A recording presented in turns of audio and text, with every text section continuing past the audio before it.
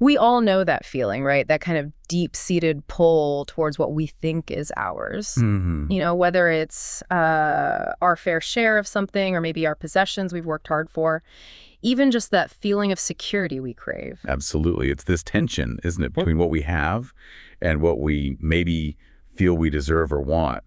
And it's ancient. You see it everywhere, from the oldest stories to, well, today's news feeds. Yeah, exactly.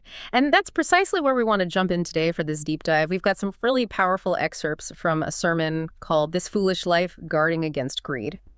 Oh, interesting title. Right. And it focuses right in on a passage in Luke's Gospel, chapter 12, verses 13 to 21. So our mission today really is to unpack this ancient story and see what it tells us about wealth, but also about fear, and maybe what real abundance looks like for us now. Okay, I'm intrigued. Where does the story start? It starts with this guy who comes up to Jesus, and he's not, asking politely for some advice. No, he demands. He says, "Teacher, tell my brother to divide the inheritance with me." Wow, straight out of the gate. No messing around. No. It's like a full-on family dispute spilling out in public. He's trying to drag Jesus into being his personal, small claims court judge or something. You can kind of see where he might be coming from, though, right? Mm-hmm. Given the context back then. Oh, for sure.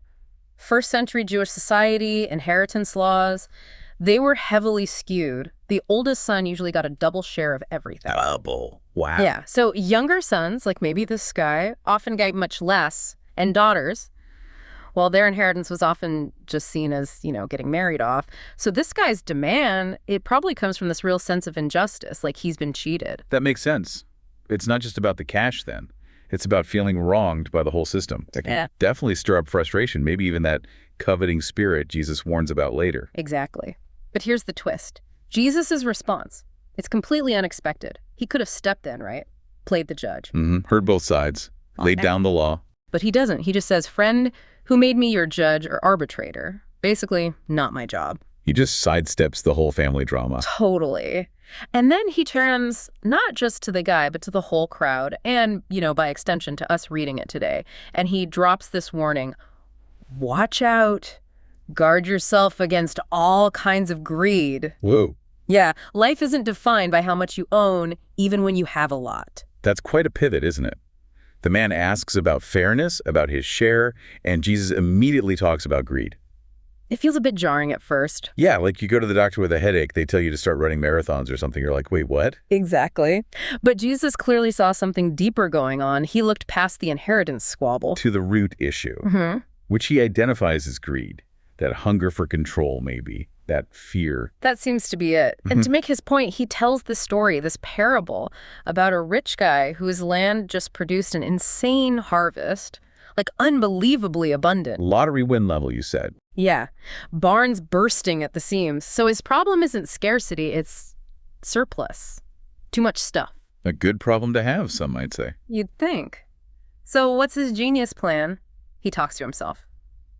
Out loud, apparently. Okay. He says, okay, I know. I'll tear down my barns, build bigger ones, then I'll store all my grain, all my goods, and then the kicker. And I'll say to my soul, soul, you've got it made. Relax. Eat, drink, and be merry. You're set for years. Huh. He literally says, take it easy, eat, drink, and enjoy yourself.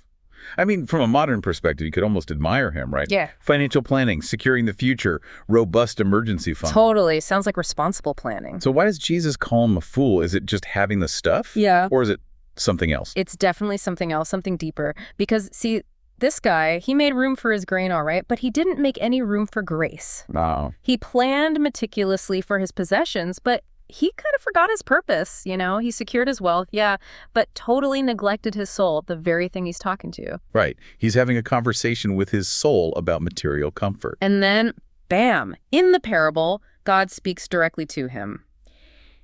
You fool, this very night your life is being demanded of you. Oof. Harsh. Right. And the things you've prepared, whose will they be? And Luke adds that little commentary right after. This is how it will be for those who hoard things for themselves and aren't rich toward God. That phrase, rich toward God. We need to unpack that. But first, that isolation you mentioned. It's striking when you reread it. Who does he talk to? Nobody, just himself. It's all, I will do this, I will tear down my barns, I will build bigger ones, I will store my grain, my goods, and then I'll say to my soul. No community, no family, no workers who harvested the grain. Not even a thank you to God for the bumper crop, just him and his stuff, a one-man show, completely walled off. There's that Rembrandt painting, isn't there? The Parable of the Rich Fool. It's perfect. It shows the man like hunched over a table in the dark, right? Holding up a single coin to the candlelight. Just one coin, obsessed. Yeah, and his face is all wrinkled, not with age, but with worry. Examining this tiny piece of metal like it's the whole universe. And the irony, of course, is the light. Usually in religious art, light signifies Christ, hope, divinity. But here, it's just a tool, a utility light so he can count his money in the dark. No joy, no peace, just anxiety. That really drives home how greed isn't just wanting stuff. It's often fear in disguise, isn't it? Totally. He's not just greedy, he's terrified. Yeah. Terrified of losing it, terrified there won't be enough tomorrow, maybe terrified deep down that he's all alone. And if we bring that to today, how much of our own drive to accumulate, to get more, to secure everything, how much of that is really just anxiety wearing a responsible planner costume? Ooh, that's sharp. Anxiety in disguise. Are we sometimes just building bigger barns, metaphorically speaking, to house our own smaller faith or fear? It makes you think. There's this beautiful saying, I think it's from the Talmud, the Jewish wisdom text. Yeah. It says something like, when a baby is born, she comes into the world with her hands clenched, tight grabbing for life. You know how babies do that. Yeah, that tight little fist. Right. But when she dies, the saying goes, her hands are wide open because she has finally let it all go.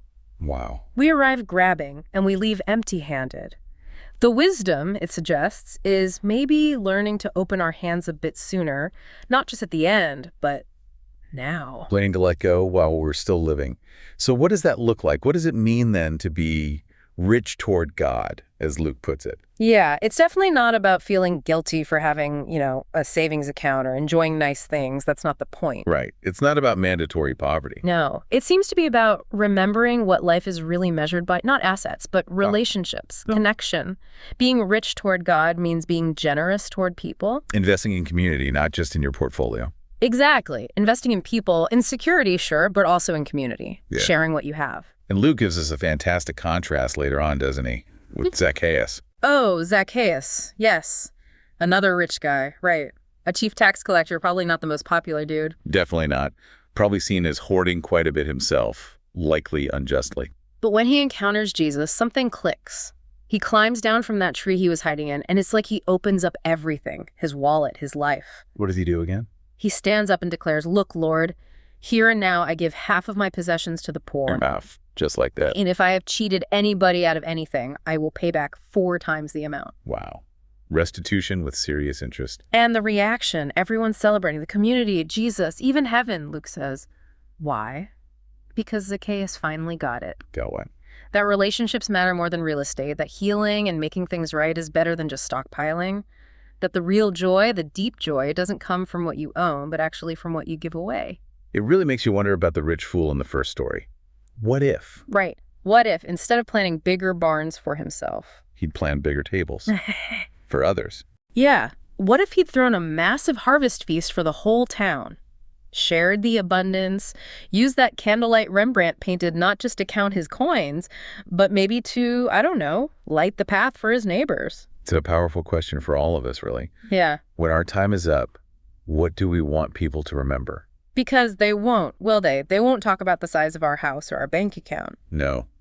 They talk about how we loved, how we showed up for people, how we gave of ourselves. They remember your laugh, your kindness, not your net worth. So maybe it's time to stop squinting at coins by candlelight.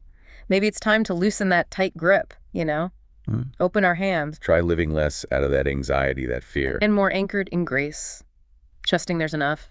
What if we decided to be fools? But like different kinds of fools. How do you mean? Not fools for wealth, but fools for love. Not fools obsessed with security, but fools known for generosity. Not living just for ourselves, but really truly for each other. Because that's the treasure that lasts, isn't it?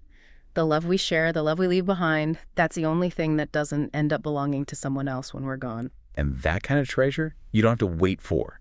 You can taste it now. You can share it now. It's like Like sitting at a table where simple gifts, bread and wine maybe, are transformed into this incredible, abundant love. A table where there aren't bigger barns needed, just enough grace overflowing for everyone. Exactly. Come and taste that true treasure, the kind that never spoils, never fades away.